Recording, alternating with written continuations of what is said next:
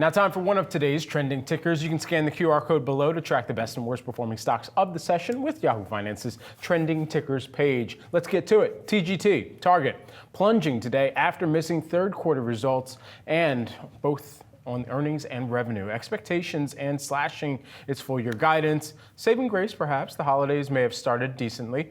Yahoo Finance senior executive editor Brian Sozzi joins us now. I'm a senior and an executive. Well, I'm getting old, man. Look, you're a senior millennial. Got a new How about title that? to start the day, you know? Same guy, though. Yeah, same guy. Yeah, you're great. Well, who's not the same company? It's Target, guys. Yeah. And just like talk about a U-turn there. 3 months ago, we got on Yahoo Finance, talked about how there was a turnaround brewing at Target because they were slashing prices, people buying groceries. This quarter is the completely different vibe from Target. And going through these results, I think there's three things investors need to know. First up, or things I just didn't even like, same-store sales for Target up 0.3%.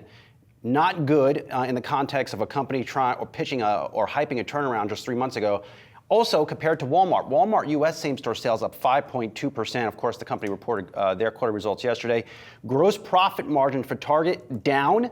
Gross profit margin for Walmart up. Sometimes analysis and stock picking is just that simple. Which company is doing better on those key line items? Walmart continues to do it. I would add Walmart U.S. inventory down, Target inventory growing faster than sales. Not a good thing there. The win goes to Walmart. And last but not least, just the tone around this quarter, guys. Let me unpack it this way.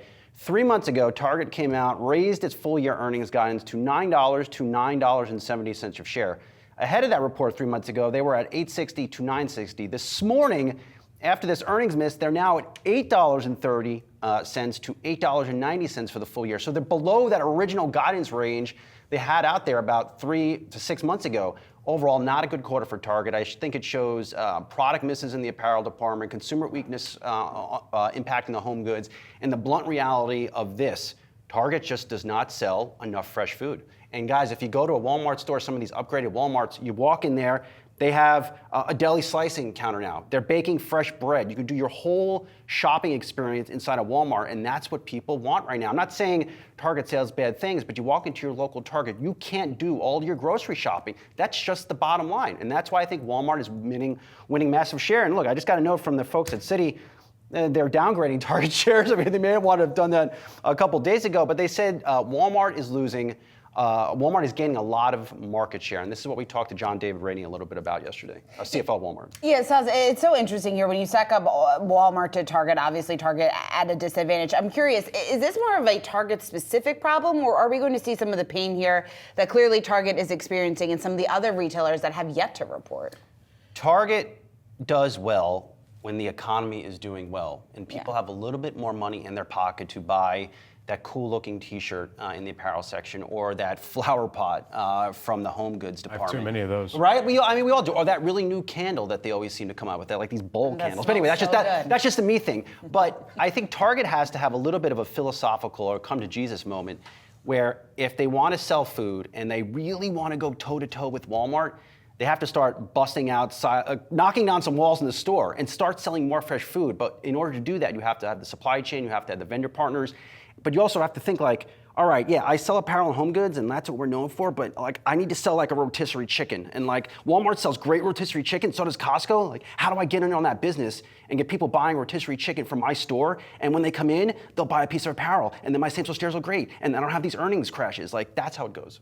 It could be that simple. I just want to know, what is your candle to Sonos speaker ratio? Never would have pegged you as a candle guy. I am a candle guy. Are you a 1-to-1 Sonos speaker to candle ratio? The thing is, like, I buy these candles, guys, and I don't use them. Like, you smell them in the store, and they smell so good, but like, you just stock up on your house. Like, and it's just, actually, speaking of candles, let me just keep the holiday vibe going, because I'm in the market for a good holiday candle. We talked to, of course, Walmart CFO John David Rainey. He told Yahoo Finance the holiday season was off to a good start. That's what I heard from Target CEO Brian Cornell on a media call, but here's what Rainey told us.